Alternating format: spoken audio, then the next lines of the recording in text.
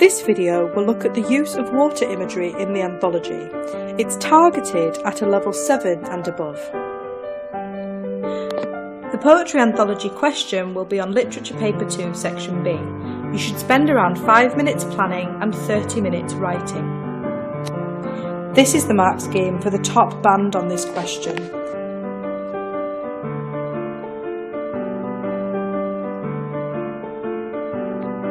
Perceptive means noticing things and making points which aren't just the obvious things that everybody else is going to say.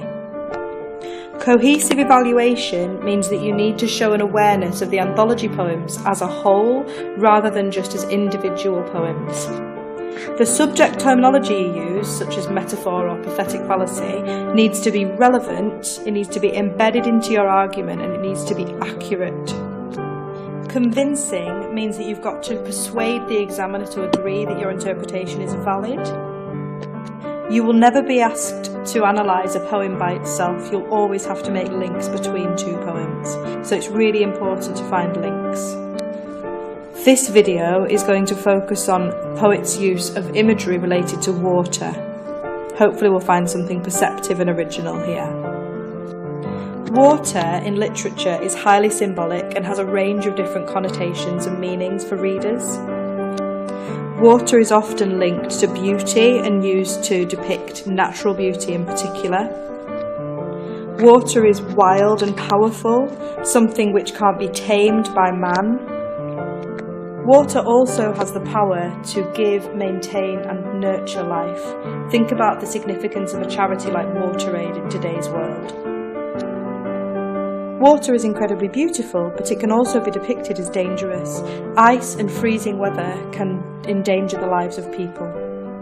Water, and particularly rain, is part of our everyday life. Rain is often synonymous with emotions such as sadness. You could begin an argument, both writers use water imagery to show how nature is powerful, or both writers illustrate the incredible beauty of the natural world through descriptions of water. Let's have a look at some of the water imagery in The Poison Tree by William Blake. And I watered it in fears, night and morning with my tears. Here, the writer presents water as a nurturing, life-giving element. He is feeding the tree with water. However, this becomes a much more sinister image when we realise that he's watering this tree with his own tears. The water in this image is actually fear. He's using a metaphor to describe fear as though it's a liquid that can be used to water this tree. In this poem, water gives life to a dark and powerful emotion, which eventually leads to the death of another person. The Destruction of Sennacherib by Lord Byron. The sheen of their spears was like stars on the sea when the blue wave rolls nightly on deep Galilee. In this simile, Byron compares the sheen on the spears of the Assyrian army to the reflection of the stars on the sea. This image has a number of different implications. First of all, the sea is huge and there are millions of stars in the sky. This suggests that, just like the huge sea and the millions of stars, the Assyrian army is huge and powerful. The terrified citizens of Sennacherib could look out at this army and see it stretching out to the horizon like the sea.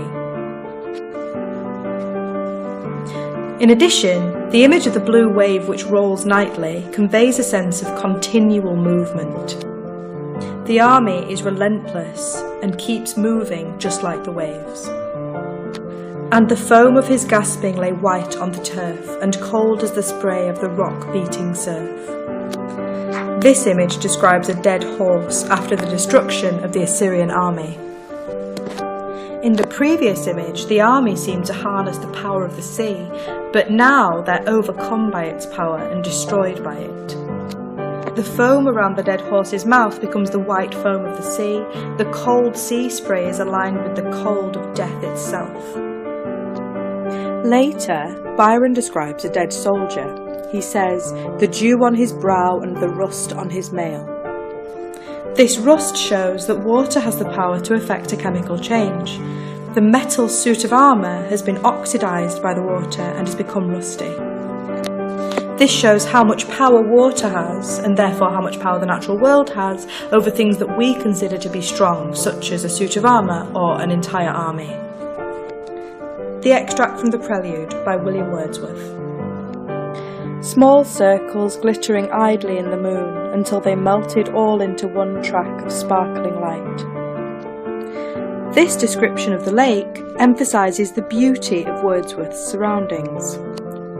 Wordsworth loved the Lake District, and exploring nature was one way for him to escape his difficult life at home. This description of the ripples in the lake is almost magical. The personification of the water which glitters idly suggests it's playful and relaxed. In addition, the words glittering and sparkling create an emphasis on the light and positivity in the scene. The young Wordsworth is incredibly happy at this point in the poem, and the beauty of the lake adds to the atmosphere of light-hearted frivolity. I dipped my oars into the silent lake. In this line, Wordsworth seems to be implying that he has mastery of the lake. He is able to row himself around and decide where he's going to go. This implies a feeling of freedom and power in the young Wordsworth. He's able to use water to his advantage and control his direction on the lake. There's also a sense of joy in nature here. Wordsworth and the other Romantic poets felt strongly that nature should be explored and loved by mankind.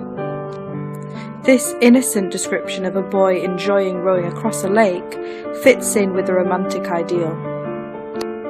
The description of the lake as silent, however, feels almost like a warning to the reader. It seems ominous, maybe too quiet. This relaxed and quiet image contrasts sharply with later in the poem when Wordsworth says he struck and struck again, desperately trying to escape the mountain. Wordsworth is possibly saying here that even if we feel safe with nature at times, nature's power is awesome and dangerous, if not respected. Wordsworth describes his boat heaving through the water like a swan. This simile suggests that the boat is graceful, that it's moving through the water like it belongs there. This image implies that Wordsworth is a skilled oarsman, and he's at home in nature. This image of the swan-like boat on the lake also enhances the idea of beauty associated with the water. Later in the poem, Wordsworth returns to the idea of the lake being silent. He says, "through the silent water." Remember, when a writer describes what something sounds like, that's also a type of imagery. It's called auditory imagery. Wordsworth describes silence more than once in the poem, and this enhances the sense of peacefulness and quiet, but also isolation and loneliness. The young Wordsworth's fear of the mountain is made greater still by the fact that he is completely alone and everything is quiet. Exposure by Wilfred Owen. Wilfred Owen describes the extreme weather conditions which he and his fellow soldiers had to endure during war as rain soaks and clouds sag stormy.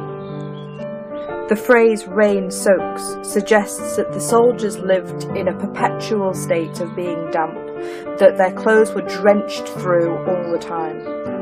Living like this would make people cold, would make them unwell, would make them constantly uncomfortable. Rain is also associated with melancholy, sadness and depression. Soldiers in the First World War spent a lot of their time living outside or in damp, wet and cold conditions. This description shows that water in the form of rain is a curse to the men who had to experience it. The second part of the line, clouds sag stormy, suggests that the clouds are heavy with rain and that the skies are dark before a storm. The use of sibilants in this line, soaks, clouds, sag and stormy, emphasises the sense of threat of the rain which will fall. By presenting weather in such a menacing way, Wilfred Owen perhaps questions whether the soldiers have been deserted by God or some higher power. Later in the poem, Owen asks if God has forgotten the soldiers, if he's abandoned those men, and perhaps this weather is another sign of that. Water is perhaps one of those great elemental powers in the arsenal of a god who can choose to bless us with it or curse us with it. Later in the poem, Owen describes the effects of water on the land. His frost will fasten on this mud and us. There are two types of water here. One is frost, frozen water, and one is the result of water mixed with earth, mud. Here, water has brought misery to these men. They are freezing cold and they are slipping around on an uneven, muddy surface. The final image of the poem is a haunting description of dead men who are frozen over. All their eyes are ice. Just as we saw in the destruction of Sennacherib, cold water and ice are linked to the cold of death. Owen's tone here is angry, almost as though he is asking God why the world he's created is so harsh and dangerous for those who live in it. The final irony of this poem is that Owen shows how it is water in rain, ice and snow which kills these men rather than enemy bullets. Belfast Confetti by Kieran Carson. In the opening line of the poem, Carson says, "It was raining!" Just like Wilfred Owen, he presents rain as a dangerous and menacing natural force. Carson isn't actually talking about rain in this line. He's talking about the falling debris from bombs. During the sectarian troubles in Ireland, people used to make bombs out of anything they could find, such as pieces of scrap metal. This rain is deadly. Perhaps Carson uses the metaphor of rain to show how dangerous these bombs were. Just like rainwater, they reached everybody. In this anthology, writers use water to symbolise a range of things, from beauty to fear to safety to peril. Let's have a look at some of the possible ways you could write about water. Remember, you will need to compare two poems at the same time. This model paragraph compares imagery of rain in Exposure and Belfast Confetti.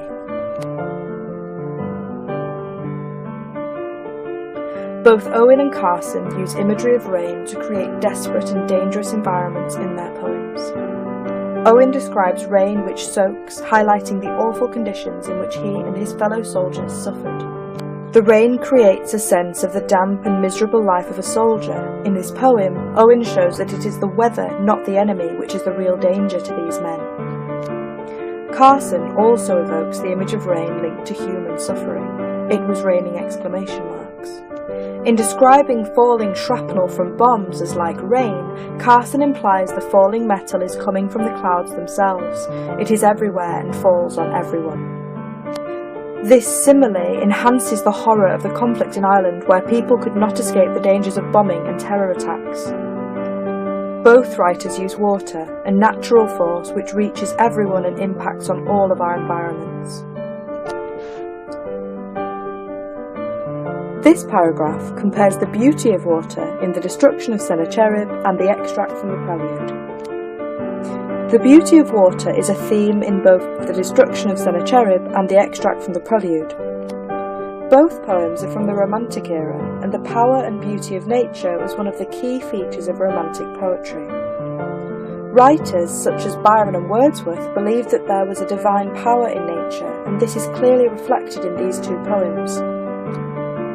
Wordsworth describes small circles glittering idly in the moon's sparkling light, to create an almost magical image of the lake reflecting light.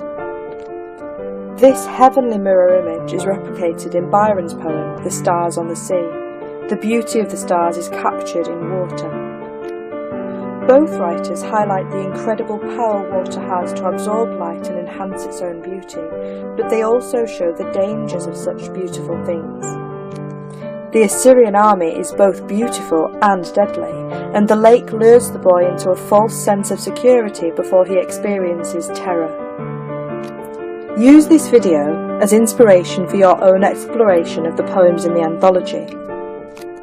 Think, what other natural imagery can you find in the anthology? Can you find water imagery in your other texts like Jekyll and Hyde or Macbeth? Research the romantic idea of pantheism to really impress the examiner with your context knowledge. Don't forget to tweet us at Appleton English if you have any questions. The English department are here to help. Also, go to the website for more resources.